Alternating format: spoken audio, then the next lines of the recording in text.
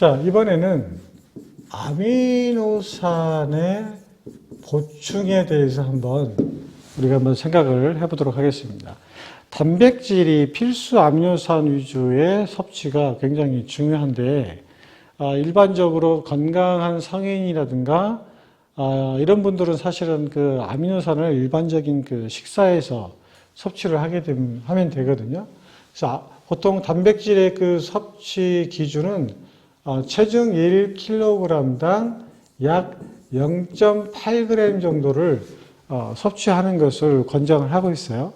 따라서 체중이 70kg인 사람은 약 56g 정도의 그 하루의 단백질을 섭취하게 되면 충분한 양의 단백질을 섭취할 수 있다라고 이렇게 표현이 되는 거죠. 보통 우리가 식당 같은 데 가서 이제 육류, 고기를 시켜 먹을 때 1인분이 130g 정도 되죠. 그러니까 하루 그 섭취량에 훨씬 초과하는 그 양을 우리가 보통 섭취하는 거죠. 이 정도의 양을 섭취하는 것이 하루 권장량인데, 아미노산을 보충해야 될 필요성이 있는 사람들이 좀 있죠. 그 대표적인 사람들이 누구냐면 성장, 발육기에 있는 아동이나 청소년들. 아까 단백질은 몸의 구성 성분이 되기 때문에 몸을 구성하는 그 가장 기초가 되는 그런 영양소 중에 하나잖아요. 그러니까 어떻게 되죠? 성장 발육을 하려면 아미노산 보충을 충분히 해줘야 성장 발육이 원활하게 이루어지기 때문에 그러는 거죠. 그 다음에 임신기에 있는 여성들, 당연히 그 태아를 가지고 있기 때문에 한 몸이 아니라 두 사람의 몸을 가지고 있는 거죠. 그러니까 성장 발육에 필요한 단백질이 많이 필요하기 때문에 임신기에 있는 여성들은 필수적으로 아미노산 보충제를 섭취를 해야 되는 거죠. 그 다음에 세 번째가 아마 가장 많은 사람들이 알고 있는 운동선수가 아닐까 이런 생각이 드는 거거든요. 운동선수도 이제 여러 가지 이제 선수들이 있는데, 예를 들어서, 웨이트 운동하는 선수들이 특히 이제 아미노산 보충제를 많이 먹거든요. 왜냐하면 근육을 키우려고 하다 보니까 뭐 파워를 키우기 위해서 뭐 크레아틴 복용도 하긴 하는데, 일반적으로 이제 운동선수들이 아미노산 보충제를 굉장히 많이 섭취를 하는 경우가 있습니다. 그러면 운동선수들이 아미노산을 보충할 때 과연 그 효과가 있을까? 그래서 미국의 그 ACSM이라는 곳 아시죠? 미국 대학 스포츠학회에서 보디빌딩, 웨이트를 하는 사람들을 대상으로 해서 과연 아미노산 보충제가 효과가 있을까라고 연구를 했는데, 결론은 이거였어요. 처음 시작하는 초기 단계, 웨이트를 처음 초기에 시작하는 초기 단계에서 아미노산 보충제는 오케이, 보충제는 필요하다는 거였어요. 하지만 어느 정도 근육이 형성이 된 숙련자의 경우에는 과연 아미노산 보충제가 필요할까? 필요 없다라고 결론을 내렸습니다.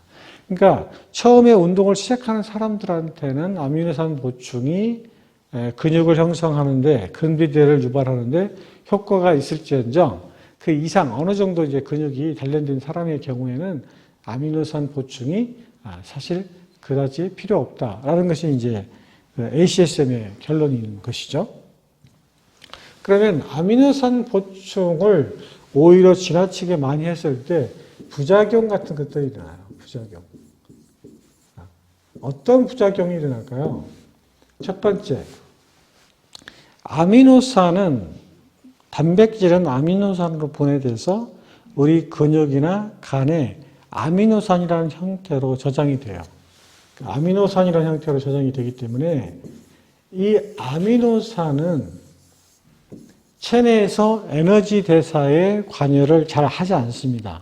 그러니까 인체 내에서 에너지를 만드는데 주로 동원되는 것은 탄수화물과 지방이 주로 에너지원이 되는데, 아미노산은 특수한 상황이 아니면 주로 에너지원으로 동원이 되지 않기 때문에 너무 많은 양의 아미노산을 섭취를 하게 되면 이게 뭘로 바뀔 수 있냐면 탄수화물로 전환될 수 있는 소지가 있어요. 이게 무슨 말이냐면 지나치게 단백질 섭취를 많이 하게 되면 결국 탄수화물로 전환이 되고, 탄수화물은 다시 지방으로 전환될 수 있기 때문에 살이 찔 수가 있는 거죠.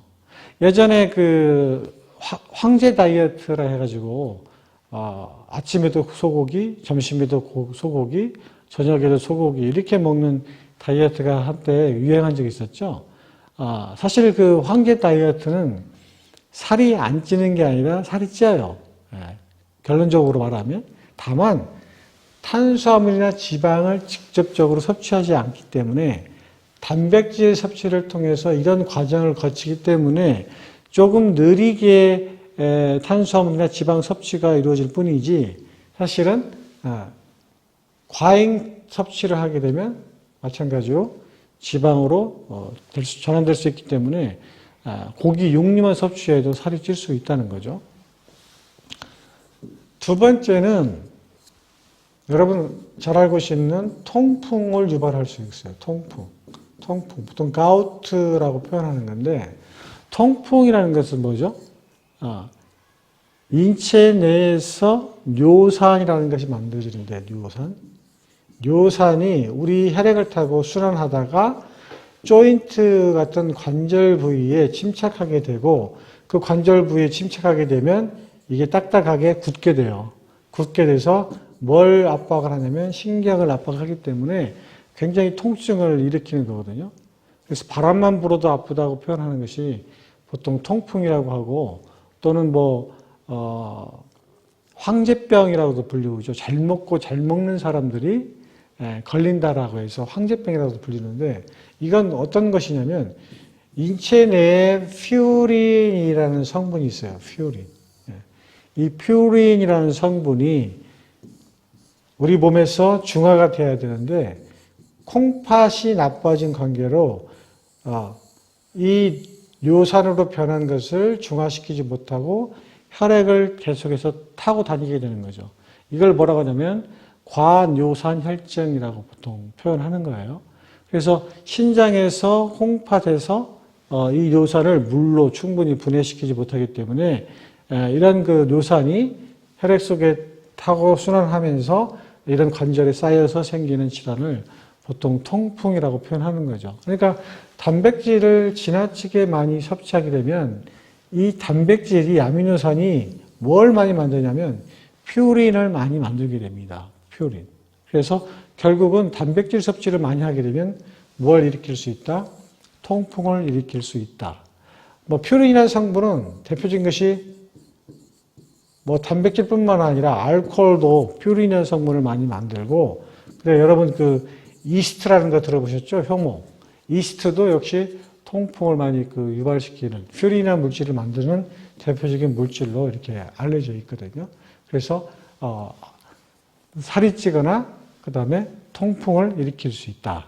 이런 것들이 있고요. 세 번째로는 관상동맥 질환을 유발할 수 있다. 자, 이게 무슨 말이냐면 그 아미노산은 주로 육류식품에 많이 들어있다고 그랬잖아요. 필수 아미노산이. 따라서 육류를 섭취하다 보니까 그 육류 속에 들어있는 포화지방이라는 게 있죠. 포화지방. 그 다음에 또 뭐가 들어있죠? 콜레스테롤. 이 포화지방과 콜레스테롤을 자연스럽게 육류를 섭취하다 보니까 같이 섭취하게 될 수 있는 거잖아요. 그렇죠? 그러니까 이런 그 포화지방과 콜레스테롤을 많이 섭취하다 보니까 동맥질환의 그 주요인자인 포화지방과 콜레스테롤이 관생동맥 질환을 유발할 수 있다는 것이 이 아미노산 섭취에 따른 부작용이 될 수도 있겠네요. 네 번째는 탈수를 들 수가 있어요. 탈수. 우리가 탈수하면 보통 여름에 땀을 많이 흘리거나 운동을 통해서 땀을 많이 흘린 다음에 수분 섭취가 부족할 때 생기는 것을 보통 탈수라고 생각을 하고 있는데, 탈수라는 것은 꼭 내부의 수분이 외부로 방출돼서 부족해서 생기는 것이 꼭 다 탈수는 아니에요. 모든 장기가 가지고 있는 그 수분량이라는 게 있는데 그 수분량이 부족하게 되면 그것도 탈수라고 얘기를 합니다. 즉 단백질을 많이 섭취하게 되면 아까 이 질소라는 게 있었잖아요. 질소가 뭐였죠? CHON. 이 질소가 나중에 요산으로 바뀌어서 이 요산을 중화시키려면 콩팥에서 엄청나게 많은 양의 물을 필요로 하고 우리 장기의 물을 끌어쓰게 되거든요. 그럴 때 수분 섭취가 부족하게 되면 장기에 탈수 현상이 일어난다. 그런 의미예요. 그래서 단백질을 지나치게 많이 섭취할 때 탈수 현상이 일어난다. 이렇게 보는 거죠.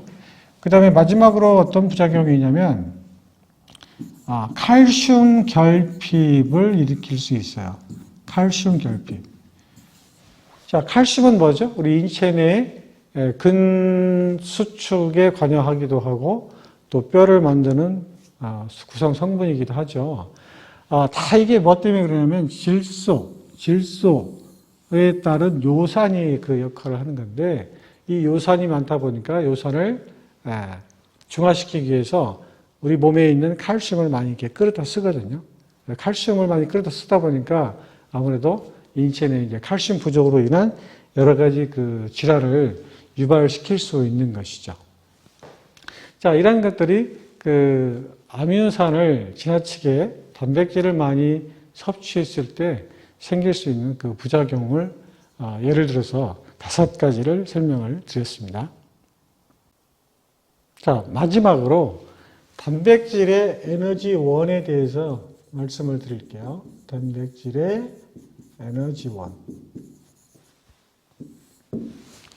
자, 인체의 3대 영양소 중에 하나인 단백질은 에너지원으로 잘 쓰이지 않는다. 그런 얘기 많이 했죠. 그리고 주로 에너지원은 탄수화물과 지방이 주 에너지원으로 사용이 된다라고 얘기했고, 단백질은 실질적으로 에너지원으로 잘 사용이 되지 않는다. 이런 얘기를 했는데, 자, 보세요. 탄수화물은 CHO로 구성이 되어 있고, 지방도 마찬가지로 CHO로 구성되어 있고, 근데 단백질은 CHO 플러스 질소라는 것이 포함되어 있기 때문에 우리 인체 내에서 이 질소량을 측정하기가 굉장히 어려워요. 탄수화물과 지방은 우리가 호흡가스 측정을 통해서 그 VO2와 CO2의 양을 측정을 해서 되게 측정할 수가 있는데 단백질은 질소라는 것이 포함되어 있기 때문에 실제 우리가 운동할 때 어느 정도의 질소가 사용이 되는지, 어느 정도 질소가 이용이 되는지를 알기가 굉장히 어렵거든요.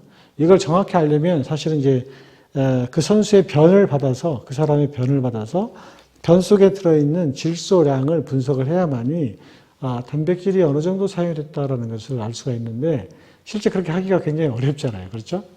그래서 단백질은 주로 이제 그 측정하기가 굉장히 어려운 점이 있는데 실제 이제 운동생리학자들이 과연 단백질이 에너지원으로 사용이 되는지를 확인해 보니까 그 사용량이 극히 적다는 거였어요. 거의 대부분 탄수화물과 지방이 사용이 되기 때문에. 그리고 여러분 잘 아시다시피 탄수화물은 어떤 거죠? 고강도 운동과 고강도 운동, 그리고 운동 시간이 짧을 때 주로 에너지원으로 많이 사용이 되고 지방은 어떻게 되죠? 중저강도와 그리고 운동 시간이 보통 길 때 지방이 에너지원으로서 사용이 된다고 했잖아요. 그러면 단백질은 이런 두 가지 상황에서는 거의 사용이 되지 않고 이게 이제 혼재되어 있는 상태에서 쓰이는 거예요. 어떤 경우냐면 고강도 운동이면서 뭐예요? 운동 시간이 길 때. 고강도 운동이면서 운동 시간이 길 때.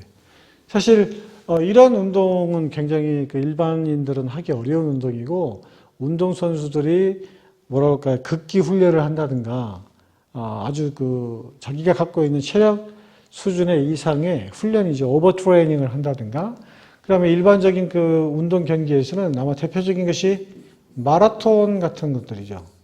2시간 넘게 계속해서 운동하게 되면 아주 고강도 운동도 되고 그 다음에 운동 시간도 길게 하니까 이때 단백질이 에너지원으로서 사용이 된다고 하니까 일반인들이 사실 단백질이 에너지원으로 사용이 되는 것은 극히 드물다 이렇게 표현할 수 있는 거거든요.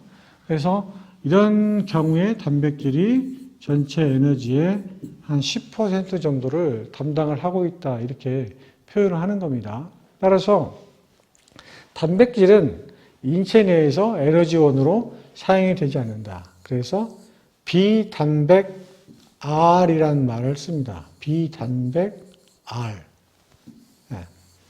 자, 이건 무슨 말이냐면 이 R이라는 게 있는데 이 R은 보통 여러분 RER이라는 말 들어보셨어요? RER 또는 RQ라는 말도 쓰는데 호흡 교환율 또는 호흡상 이렇게 얘기하거든요. 이것은 이제 허파 내에서 이루어지는 O2와 CO2의 교환율을 말하는 거고 이건 조직세포 사이에서 O2와 CO2가 교환되는 그 호흡 교환율을 뜻하는 거예요. 그래서 CO2를 O2의 양으로 나눈 그 비를 말하는 건데 이 R을 우리가 알게 되면 우리 인체 내에서 현재 탄수화물이 에너지원으로 쓰이는지 지방이 에너지원으로 쓰이는지 알 수 있는 기준이 되는 거거든요.